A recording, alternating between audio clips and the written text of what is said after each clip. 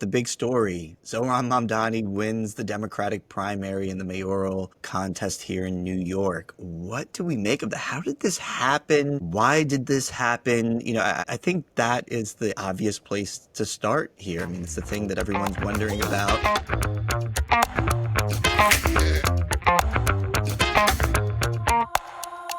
Hello, everybody, and welcome to another episode of the City Journal podcast. My name is Rafael Mangual, and I'm filling in for you as your host for the day. I am a senior fellow at the Manhattan Institute, a contributing editor at City Journal, and I am delighted to be joined by my brilliant colleagues, Nicole Gelinas, Tal Fortgang, and Daniel Di Martino, Manhattan Institute fellows all.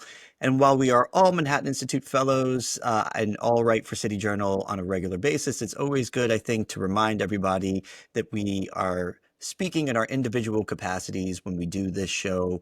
This is just our personal opinion, guys, so don't take it too seriously. But welcome to the show, everybody. Good to see you all. Thank you. Well, maybe don't take other people's too seriously. I like to be taken seriously a little bit.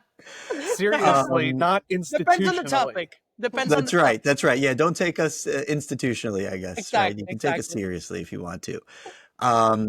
So, I mean, news of the day, right? The big story. Zohran Mamdani wins the Democratic primary in the mayoral contest here in New York. What do we make of that? How did this happen? Why did this happen? I think that is the obvious place to start here. I mean, it's the thing that everyone's wondering about. Some people are dismayed. Some people are elated. Nicole, you probably have the best read on New York City politics than anyone I've ever met. And so I'm going to throw that series of questions to you. I mean, what's the how and why of his victory here? Sure, and I don't think this is as big of an earthquake in terms of New York deciding collectively that it wants to embrace socialism as people from outside may think. This was a very idiosyncratic election, and there's just a number of factors here that made it very strange. First of all, Assemblyman Mamdani just ran the best campaign. If you want to win a campaign, launch and run a competent campaign. I think that's the first lesson for any potential elected official. He started his get out the vote ground game really 6 months ago when he launched the campaign. He took advantage of early voting and mail-in voting in a way that other candidates did not do. He had a very simple message. You could just take away 3 things from his campaign, whereas all of his opponents had very muddled, confused, and sometimes self-contradictory messages. There's a backlash against President Trump in New York, similar to how AOC was elected in 2018, just ahead of the midterms in Trump's first term. The New York voters just sort of found someone who was the exact opposite of Trump in every way and went with that person. And Mamdani's chief opponent, former Governor Cuomo, was just a terrible candidate on many, many levels. He actually wasn't a bad governor, at least for his first 2 terms, but the way in which Governor Cuomo left office 4 years ago left a cloud. He didn't run a compelling campaign. There were some questions of how long he had even lived in New York City. Before the past few months, he hadn't lived in New York City for 30 years, and his heart just did not seem in it in many ways. So, yes, of course, Mamdani won the election. That's very clear, and that has certain implications. But this is before we declare the socialism victory over one election. There's a lot of other things to keep in mind. And of course, we have the general election in November where we will have a broader, more moderate electorate to have another chance to make this decision or not. Yeah, I mean, I definitely want to get into the dynamics of what the general election is going to be like. But as bad a candidate as you say, Andrew Cuomo was, and I agree with you, the conventional wisdom not very long ago was still that he was going to win this contest handily, and he didn't. And so, I think this is kind of becoming a growing theme of American politics over the last decade, which is that, the conventional wisdom, the early reads of supposedly easy elections to call are continuously getting it wrong. I mean, perhaps the biggest shock to the system, was the election of Donald Trump in 2016. But I think this is up there with them. I mean, Daniel, I want to bring you into this because you came to this country to escape socialism. And here you have an avowed, unabashed socialist in Zohran Mamdani winning the Democratic primary.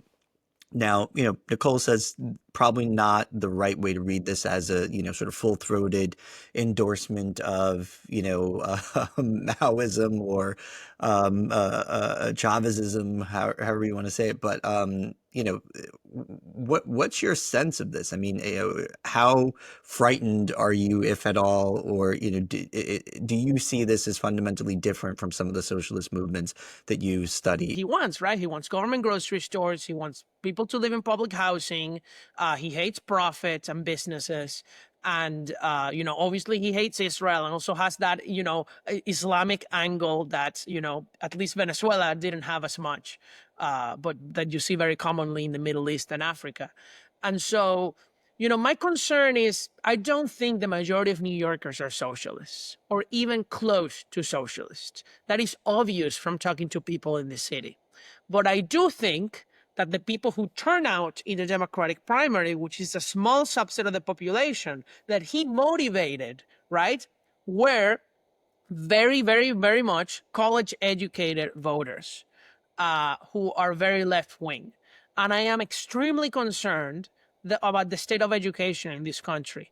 I do think that college has become a socialist indoctrination machine, and that the memes from TikTok and Instagram where you see people, bragging about their degrees in like, oh, these useless things, like it's really what is happening in NYU, it is what is happening at Columbia, it is what is happening at the community colleges, even at the new school, this it's very left-wing university in Manhattan.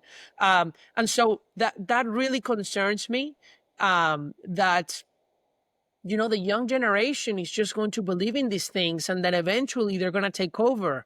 So on the one hand, that concerns me. On the other, their victory, I think, may embolden very far left all over the country. Like, hey, we can win a primary. And if he does become mayor, maybe AOC will be nominated for 2028 for president. And maybe she will beat the Republican because the economy will be in a bad state. Like, that is the nightmare scenario I'm thinking about. Yeah, Daniel, you mentioned the sort of alliance that Zohran Mamdani seems to have forged with, the university class in New York. And Tal, I want to bring you into this because, in addition to, the indoctrination into socialism that we so often see and criticize on college campuses, and that the conservative movement's been criticizing, since William F. Buckley wrote God and Man at Yale back in, 1955. But there's another issue that I think is kind of an elephant in the room that has really kind of bubbled up on college campuses and that Zohran Mamdani's campaign really latched onto, and that is this sort of post-October 7th dispute about Zionism. And Mamdani seems to have been very, very clear in his position in that debate. I mean, what's your sense of the role, if any, that played in kind of boosting his popularity and sort of giving people, who maybe felt uneasy about that conflict, permission to sort of express their support with, the allegedly oppressed by supporting his campaign? Yeah, I'm wary of, excuse me, overreading the role that of the New York City mayor's foreign policy and debates around that played in this early stage of the election. But I do think that it comes in a more subtle way. One of the things that many people have commented on is that local and state elections now sound a lot like national elections. They're not focused on the issues and competencies necessary to govern the actual polity that is being haggled over. They turn on things like, where do you stand relative to Donald Trump, right? How do you feel about immigration policies that you might have some part in enforcing or not enforcing, but that, broadly, how do you think the federal government should handle those things? So there's a kind of nationalization of certain issues. And I think that what happens, here's the theory that I'll put forward, as issues become nationalized, they also become fuzzier, and people tend to rely on heuristics and symbols, and just kind of like buzzwords about what team are you on? Are you on Team Zionism or anti-Zionism? And it's not really about your feelings towards Israel and your understanding of the history of the conflicts of the Middle East. It's are you on the side of the oppressor generally or the oppressed? And we've seen Yeah, it's this a signaling device. yeah, and it's a development that comes with the development of the omni cause, right? The idea that like all genders and sexualities and other movements get smushed onto one flag, right? That there could be like a Palestinian Progress Pride flag, because it all goes together as part of one big issue. And then the question in any election, or really in any number of social interactions, becomes, are you for the flag? Are you against the flag? Yeah. Nicole, I think, Tal brings up a good point, right? I mean, local elections, local contests, and I've been noticing this for, a long time now, have kind of, increasingly turned on national issues. And that, I think, was especially the case in this primary contest where issues like, the federal government's immigration enforcement, you had Zohran Mamdani yelling at Tom Homan, when he went to visit the New York State Assembly up in Albany. You had Brad Lander going and getting himself arrested, by ICE agents. You had the sort of Israeli-Palestinian conflict playing a role in a lot of the rhetoric around here. But one of the issues that was kind of absent, and I say kind of because it obviously came up, but it didn't get nearly as much attention as I thought it should have, particularly because it continuously polls as New Yorkers' biggest concern, was public safety. And my question to you is, now that the primary is over and the general election contest is going to get underway, and you're going to have someone like Eric Adams finally starting to spend some of the money that his campaign has raised and, making his case, now that the primary is over. And do you think that public safety is going to play a bigger role in this contest moving forward? And do you think Mamdani might actually start to experience a serious vulnerability given his prior positions on things like defunding the NYPD? Well, Ralph, both our polls and independent polls, including one earlier this month from the Citizens Budget Commission, show that New Yorkers still consider public safety to be the top issue, rivaled by affordability. Those are neck and neck, but public safety is still usually a little bit ahead, with a little less than a third of voters saying that is their biggest concern, both public safety and public order. So it certainly hasn't gone away as an issue. I think the problem in this primary is that there was no candidate who really ran as a centrist, with a single issue of being public safety. If you look back to 4 years ago, Eric Adams, a former police captain, ran a consistent, I'm going to make the city safe again campaign in the year after the COVID lockdowns, when the homicide rate, for example, had gone up by 53%. We lost almost 20 years worth of progress on overall felony crime. That was Adams's clear single issue, and he won on that issue.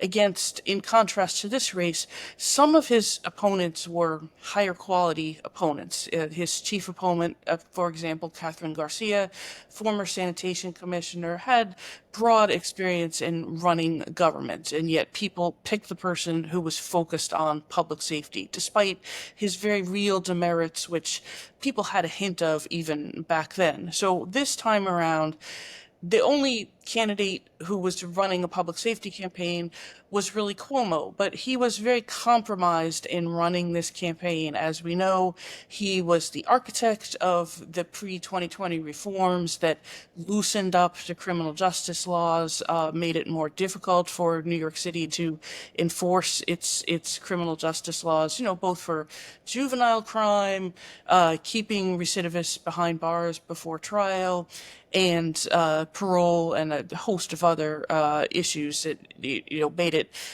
much harder to keep recidivist offenders off of the streets and subways. So, if you were looking for a centrist candidate, Cuomo really wasn't the right person. He's also sending mixed messages on closing Rikers Island. He says it can be closed, really ignored these issues about the number of inmates exceeding the capacity of the new 4-borough jails by far. So if you were looking for that law and order candidate, it just wasn't there. Whitney Tilson, the business person who was running, he was good on crime, but this was sort of one of many issues that he was running on, which is one of the reasons that he just didn't get across here. So I think, maybe somewhat of a leap of conclusion, but I think that a part of the Democratic electorate that was focused on this issue was demoralized by just not having a candidate, and that fits into them staying home in large numbers. They stayed home in droves, partly because it was 100 degrees. I But was going to say, yeah, I mean, it was 100 and something degrees that day, so that probably didn't help. the older Well, but voters, the moderate voters just didn't come out, and maybe they will in November. But maybe they will, especially because this time it's really funny that the journal is going to involve a guy who wants to defund the police, who has said that, who is Zohran Mamdani, and a former cop, right? It's kind of like a funny dichotomy going on there. And I wonder, why is it, I guess this is more of like an election analysis thing, but young college educated people, why don't they care about public safety, especially all the women? You know how many women, young women I saw who are obviously college educated with a bunch of tattoos, who are like, oh, Soram, and like, Hot girl for Zohran, right? For Zohran. Do you know who gets assaulted in the street? It's the Sure. young women. But listen, Those are the people at risk. I think the basic answer to a question like that just comes down to age, right? I mean, one of the things that comes with being, a late stage adolescent is a sense of invincibility, right? Teenagers don't worry about their safety. That's why they drink in excess and make stupid choices. I mean, not too long ago, I was looking at old photos from spring break in 2008, and, here me and my friends clearly intoxicated climbing a 100-foot statue in Puerto Rico.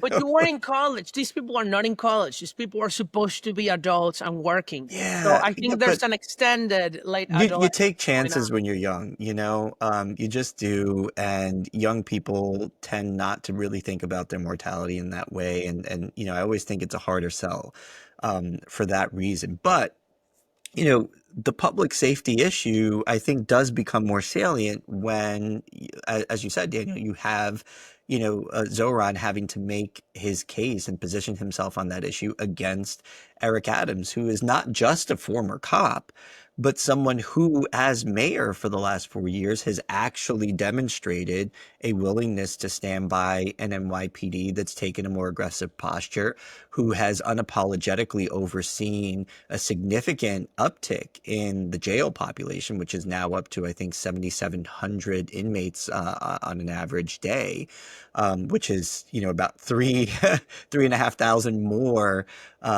than what we'll have room for in the new borough-based system if, in fact, Rikers is shut down. Adams has, campaigned against shutting down Rikers for that reason. He's campaigned against the bail discovery and juvenile justice reforms that that Governor Cuomo oversaw. So, it's I think it's a weird it's a little bit of a weird dynamic up until this point, but now that the contours have been drawn a little more clearly, I mean, my question for the group is, like, do we think that Eric Adams rises, to be the main foe? Does Cuomo drop out of this thing? Is he sufficiently embarrassed enough, or do donors, feel like, well, this is not the horse, to back at this point? I mean, what do we think of Eric Adams's future in this whole thing? I think Adams can make a compelling case. It's not to say that his drawbacks aren't very real. He was the first sitting mayor to be indicted. He faced some serious charges. His first spate of commissioners and deputy mayors was pretty terrible, nearly across the board. But he has turned it around in the past 7 months, where appointing Jessica Tisch police commissioner, she has been focused on quality of life issues. She's significantly reduced the homicide rate, where it's actually 7 homicides below where we were in 2019 as of mid-June. Overall felonies are still about 30% higher than they were in 2019, so certainly not a perfect picture, but she is sending things in the right direction. Adams can make a case that, okay, I haven't been a perfect mayor. In fact, yesterday he apologized for the many mistakes that he made in this term. But do you, in his telling of it, do you want to take a chance on something entirely new and entirely radical when we are at least making slow progress in the right direction? I mean, that's basically going to be his whole pitch, coupled with the fact that in addition to public safety and order improvements, I think there's a better mood economically in the city than there was a few years ago. Everything is reopened finally after very long lockdowns. Things feel very normal. So that will certainly be his pitch to the broader electorate. But Tal, I mean, what do you think oh, about sorry. that? I mean, is Yeah. this really going to come down to a kind of, devil you know versus the devil you don't know sort of thing? Or, I mean, can you envision a world in which, the electorate becomes actually enthusiastic about Adams? One way that I can see that happening is to see different factions and interest groups come out of the woodwork. I'm thinking of occasional City Journal contributor Leah Leibovitz, who put out a post on social media right after the results dropped the other night, where he said, like, don't despair. Speaking for New York's Jews, like, don't be so worried or so concerned. Just get organized. We're going to do what we always do. We're going to organize. And my first thought was, is that what we always do? I'm not really sure that Jews are always politically organizing. Conspiracy theories to the contrary notwithstanding. But Daniel's point earlier about women being disproportionately victims of street crime that could conceivably rise under Mamdani mayoralty, leads me to think, what other factions and interest groups are going to come out of the woodwork, are going to start not just spending money, but trying to actually mobilize voters come November. Will we see women's groups? Will we see Chamber of Commerce type groups worried about small and medium-sized businesses fleeing the city? I think that's the path towards people choosing the devil they know, where they say, okay, we can put all of our reservations aside, but we all have these various interests. That's how you get a coalition. That I Yeah. absolutely absolutely tell. And I do think the business groups need to organize, especially because think about it. We have an election where somebody is promising freezing all rents for rent stabilized apartments. So if you are a landlord, you're done in this city. That's a big group of people. If you're a business owner who's going to be affected by a $30 an hour minimum wage proposal, do you think restaurants will be able to hire waiters at $30 an hour? Certainly, the high-end restaurants will be able to pay that, but all the low-end restaurants are going to go broke with a $30 an hour minimum wage.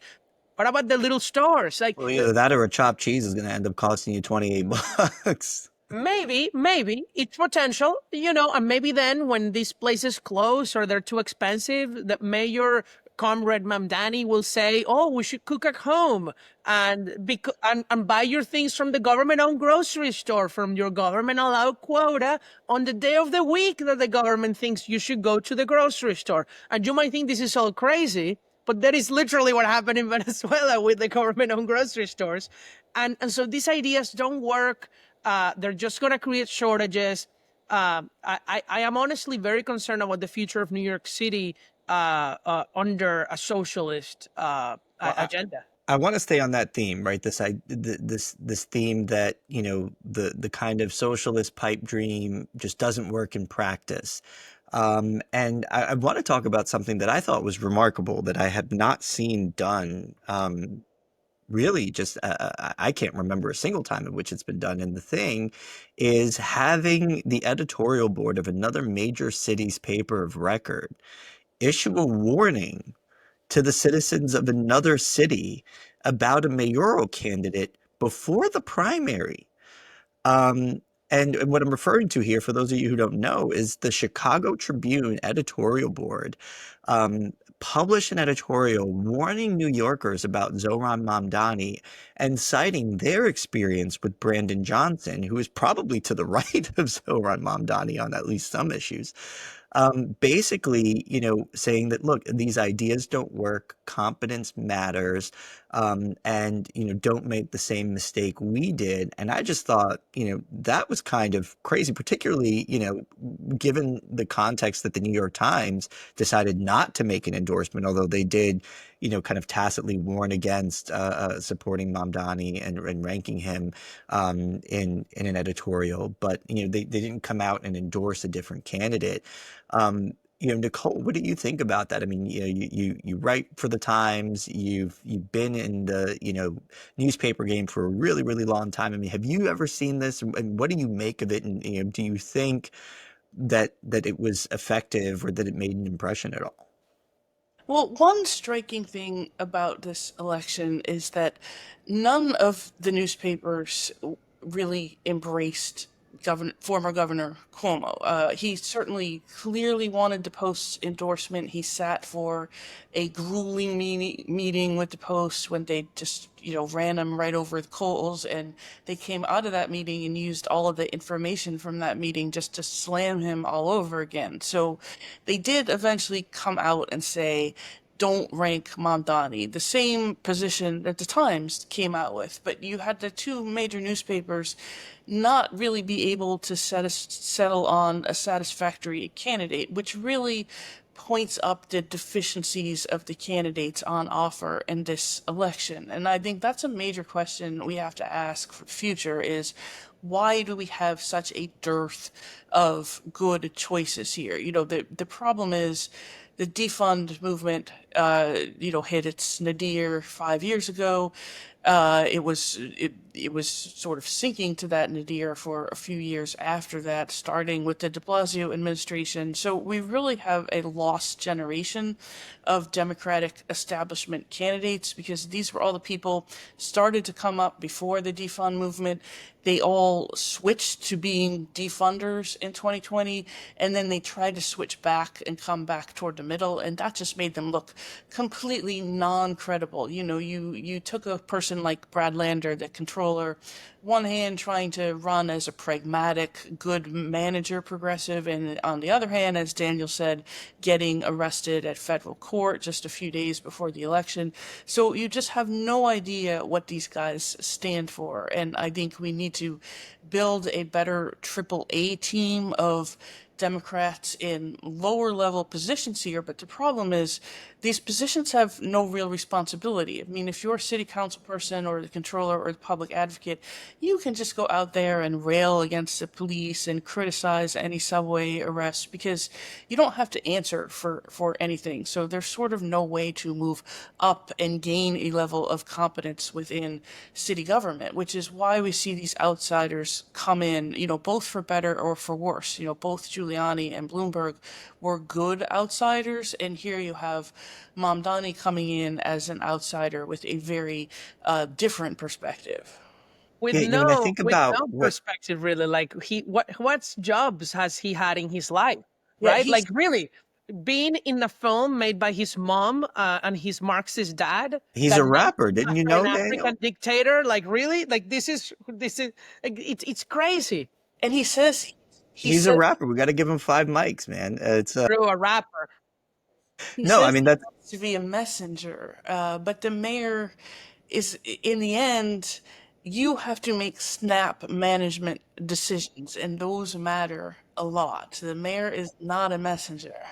And I think that's really what I took away from the Tribune's kind of the editorial board's warning there. And I want to bring Tal into this because I think the obvious question that's begged by this is like, you know, the Tribune is issuing a warning based on its experience with Brandon Johnson.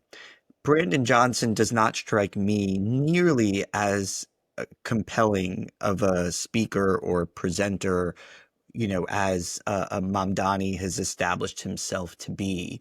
So the question is, does Mamdani actually get more done by using his charisma and social media savvy than Brandon Johnson did? In which case, could we actually face the potential for more damage Yeah, than Chicago's currently experiencing? not just charisma, the fact that he actually seems like he would probably be competent at trying to not necessarily achieve his goals, but at least to put them into action. He presents as someone who's much more competent than someone like Brandon Johnson, who appears mostly bumbling, mostly like overwhelmed by the problems of Deer governing in a the city of headlights look several all the time. million people. Yeah, and I think this points to the way in which two related but conceptually distinct issues come into play here. One of them is competence. The other is like socialist tendencies, right? And the Tribune could easily be warning about both at the same time, right? Because Brandon Johnson kind of has socialist tendencies, but that mostly comes into play with the incompetence. Like, what do we do? We've got all these problems. Let's put price controls on various goods. That's like the playbook that we reach into. Donnie's a little bit different, but you can see how at a moment of being overwhelmed or not knowing how to proceed, his intuitions are obviously to reach into the playbook of what Daniel suffered through in his youth, right? Like socialize more industry, control more prices, interfere with the free market, take police off the streets. Although I suspect that's probably not that was not part of the playbook in Daniel's youth. But Actually, that's a real it problem. was, but we can talk about that. Yeah. Yeah. I mean, look, um, Wait, sorry, Ralph. I wanted to say that, since Charles was talking about incompetence and socialism, the thing is, not all incompetents are socialists, but all socialists are incompetent. And that is actually usually to the favor of the people who oppose socialism, because it kind of always never works. And what concerns me about the proposals that Mamdani has put forth is that if they are actually implemented, right, there's another question. And some people have said, maybe they won't be implemented as fully, but you have to take people at their word. If you have government grocery stores, they're all going to cost us a lot of money. That's going to contribute towards bankrupting the city. It's going to be very bad quality food because there's no profit motive. If you defund the police to pay for all these welfare programs, you're going to have more crime. If you increase the minimum wage, you're going to have fewer jobs at the low level. If you increase taxes on the rich to pay for free buses like they want, not only will you have a bunch of people who are disorderly going into the buses because they don't have to pay, but more rich people will flee the city. So yeah, who's going to stay in New York City? It's going to become an impoverished and dangerous city. And that I that's think is why really kind of the socialism is core so question, right? Because dangerous. if you look at Mamdani's agenda, it really depends on collecting a lot more revenue for the city than the city currently collects. Now, he says he wants to do that by taxing businesses, by taxing the rich. But one of the things that I don't think his campaign really dealt with at all is like, well, how do you get them to stay? I mean, you can't compel people into New York. Now, he says, well, even if you move your business out of New York, if you do business in New York, you'll be subject to the tax. I don't think that flies. Well, then But fewer people will do business in New York. right. But here's the thing, right? I mean, like, it's especially now in a world where you have remote work, um, and we've already kind of seen this, right? New York has lost a significant amount of its population in the last 5 or 6 years. People can move down to Palm Beach. People can move out of the city, to Long Island, to It's the Westchester, Hudson River. across the Hudson River to Jersey, to the Sun Belt cities that have been booming, right? I mean, to what degree is Mamdani underestimating, Nicole, the reliance that the city currently has on a relative handful of high earners to make its budget work.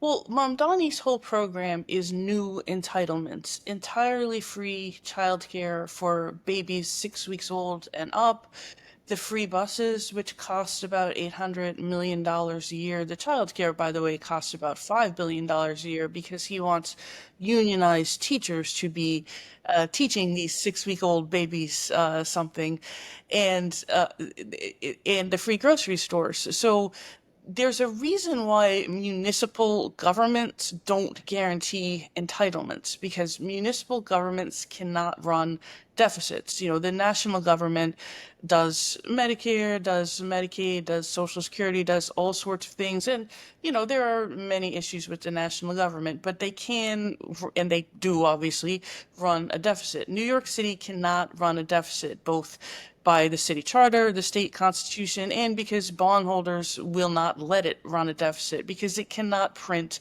its own currency. So you cannot begin to offer billions and billions of dollars in annual new entitlements without running into almost immediate questions that the federal government doesn't run into so immediately. You know, what are you going to cut to make room for your program? Or what taxes are you going to raise to pay for your program? So the taxes that he wants to increase are pretty significant. You know, double or the existing city income tax on wealthier earners is 4%. There's already an additional state tax, so you're well into the double digits. He wants to increase the city's income tax by 50% on the wealthier earners. So you would go from 4% to a 6% income tax just for living in New York City. That is a big disincentive to stay in New York City. And we've already seen a net loss of about 100,000 wealthier earners since COVID. You know, about 500,000 people left during the lockdowns. At the way it's all shaken out, we have gained population, but that tends to be the lower income migrant population. We're still missing, you know, 6 figures worth of those higher income earners. And it doesn't take much to really create a budget crisis when you think about 40,000 households paying 40% of the city's income taxes. You don't need everybody to leave in a big exodus to cause a problem. You just need a few dozen or a couple of hundred people to leave, and you have already lost more money than you were trying to gain by raising that tax.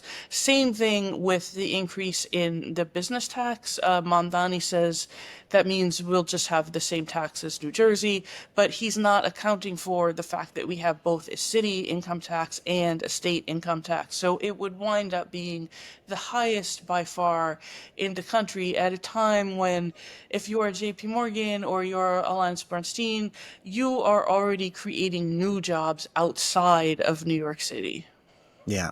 So, I mean, look, in New York City, for most races, for most political contests, right, the winner of the Democratic primary usually goes on to win the general. It's kind of taken as you know, sort of for granted.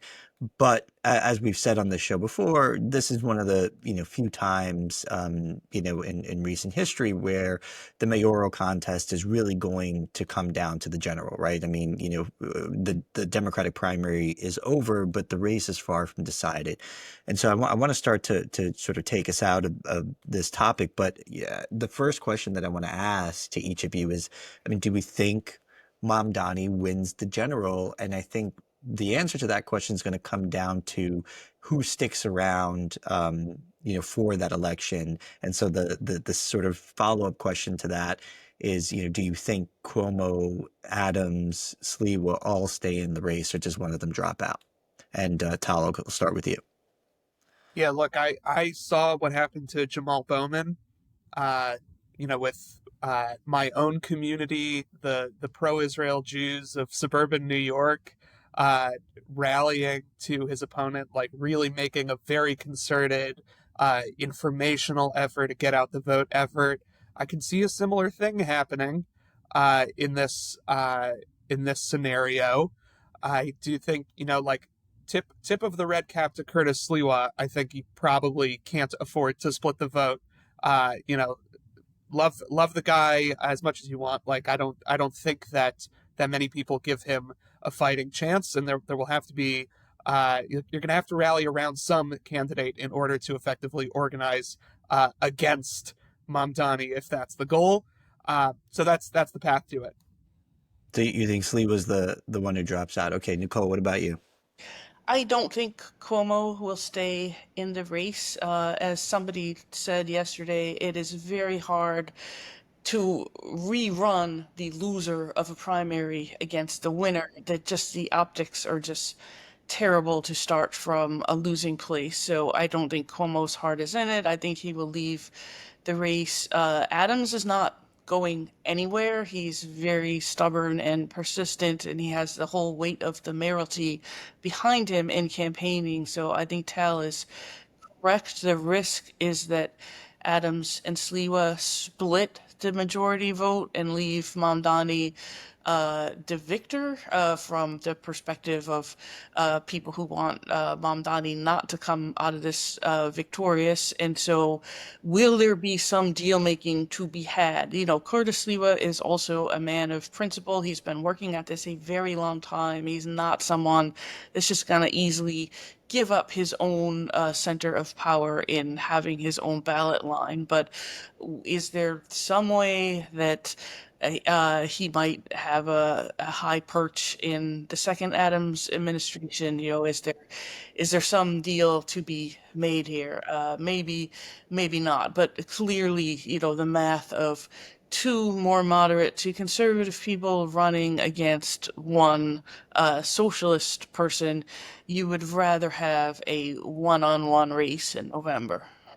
You know, Yeah, this I think reminds me. Nicole, you're right on Cuomo dropping out. I don't see him sticking it out to the end of the general. I think he's kind of sufficiently embarrassed himself, and I think it's going to be really hard for him to keep support after having gotten so trounced. I mean, I think a lot of us thought we were going to be waiting several days to figure out who won the Democratic primary. The fact that it was so clear so early, was pretty decisive. Daniel, what do you think? Yeah, just that. This reminds me, in Nicaragua after the Civil War, it was, Daniel Ortega was the socialist guerrilla fighter, right? That he lost. There was an election. Chamorro, this woman, won the presidency because everybody united against socialism. And Chamorro, by the way, she died a few days ago. So this is why this is coming to mind, the first democratic president of Nicaragua. And then the democratic forces split in the next election, and they went two against Daniel Ortega. And Daniel Ortega won with less than 50% of the vote. Now, Daniel Ortega then destroyed Nicaragua. He's still president today, 20 years later, with his wife as co-president. Now, I'm not Power saying, couple. yeah, they are. But I'm not saying that this is like New York City, a dictatorship or anything. But I am saying that it is very common for pride and personal goals to be put on top of country values and freedom. And that, I would think that that would be a real shame if that condemned New York City to live under socialism for at least 4 years, and perhaps the entire country if that gives them momentum. And so I'm very wary of that, especially because in Latin America, there's a long history of socialists rising to power democratically and then destroying the nation because the forces of common sense did not have common sense to unite. All right, so here's the exit question for this topic. I mean, I think a lot of commentators have rightly kind of honed in on Zohran Mamdani's kind of mastery of the vibe, right? I mean, he's kind of created this aesthetic that's been promoted furiously and expertly through social media. And there's a sense that it's going to take someone who has as much swag and style and a sense for the aesthetic to defeat him in a general election. So the question to you all is who in the race do you think can match the swagger and sort of vibe of socialist Zohran Mamdani? Nicole. I mean, that's the thing. You end up back with Adams. Adams won You partly in do. 2021 because he just had a lot of swagger at a time when the city was just very psychologically depressed. I mean, he dresses very sharply. You know, he's out there getting his eyebrows waxed with the camera on him at some salon. He's, you know, he's a very strange person, but sometimes it So doesn't work. weird. Yes, it But you know sometimes what? He's authentic. He's not an actor yeah, like the that's other guy who Yeah, pretends no, to be working class and then has a wedding in Dubai. yeah. Adams at least is authentic. Yeah, he has to bring the 2021 Adams back and just really hope that people have short memories about the indictment if he's going to pull this off. But again, in a race with not a lot of alternatives, you are looking for the least worst alternative. You know, it- our producer is saying, and I totally agree with this, that we need to bring back the home drug weapon search video that's back. right. Yeah, It's an amazing video that oh everybody my should God. watch. You know, it's like that cop energy. People like Yeah, the cop energy. but he has that, like, that cop that you also see in the nightclub hanging out with the perps on the weekend. Like it Is is he the yeah. I bouncer? mean, He looks like I he could think be a he's bouncer. probably the one that comes closest to matching that. But Tal, what do you think? I'm just left wondering whether there's a way to make the corruption charges look cool and not just in like they're after me, I must be really, like a Trumpy kind of way. More like Yeah, if I were caught up with the Yakuza, like that would be really cool, right? Like yeah, if yeah. someone Well, were Trump like, did have that. I mean, that mugshot is iconic, right? I mean, like that actually he actually did turn that into a kind of vibe and an aesthetic in a right, way that so worked for him. so if Adams can like really boost the coolness of Erdogan and the Turkish No. government, then you know, step three, step two is obviously a bunch of question marks, but step three, vibes. No, and also, you know, between the vibes of the Turkish candidate and the Iranian candidate, I prefer the Turkish one. Sure. I hear that. All right. So we always like to end with, a kind of more fun, lighthearted question. And so since we're coming up on time, I'm going to ask it. And that is especially relevant now because, I think a lot of people are weary about, what a mayor Zohran Mamdani might do. It's summertime in New York, which means everyone is flocking out to the Hamptons. Um, the question is do we see the Hamptons becoming the next Palm Beach? Is that the escape from New York destination of choice, particularly for, the high tax paying elite who may want to get out? What do we think, Tal?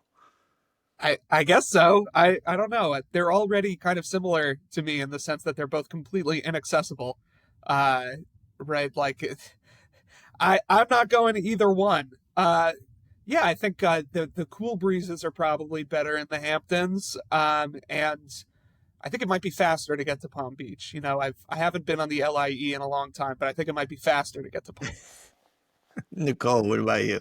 No, I don't think so. I hate to disagree with Tal, but the problem is you're still in New York State, so you're still subject to New York State taxes and the governor's jurisdiction, and there's just no real scene there, which is good. I mean, you go to the Hamptons, you go to the beach, and there's like a couple restaurants and nightclubs, but it's not there. This is not the Palm Beach or the Miami art scene, social scene, school scene. It is a vacation spot and won't ever be much more than that. Which is probably for the best for the Hamptons. Yeah, and from what I read, the sort of Hamptons establishment does not very much welcome anyone who tries to turn it into that kind of scene. So, Daniel, what do you think? Yeah, people don't want a big city in the Hamptons. That's why the Hamptons is the Hamptons, right? But I do think that if Mamdani were to kind of like do a nightmare scenario destroying New York City, I think that would give a lot more power to the Texas Stock Exchange alternative that already started to be built, right? That a lot of the financial industry would move to Miami, but also to Texas. I think Texas is a very, actually, and perhaps an even better alternative when it comes to housing costs, property cost, and also less risk of like hurricanes and the weather and the sea, right? Dallas is probably a better. Yeah, the Dallas-Fort Worth area gets some pretty wild hailstorms, I will say. All my friends who've moved down there have had to replace at least one or two windshields. But hey, that's better than like being under the sea, you Sure, know? sure. Okay, well, that's all the time we have, unfortunately. I want to thank our panelists for the great commentary. I want to thank our producer, Isabella Rajai. To all of you who are listening or watching, please do not forget to like, comment, subscribe, hit all the buttons, do all the things for the algorithm. Ask us a question, drop us a note, tell us what we got wrong, tell us what we got right. We're looking forward to hearing from you. Until next time, you've been listening to the City Journal podcast.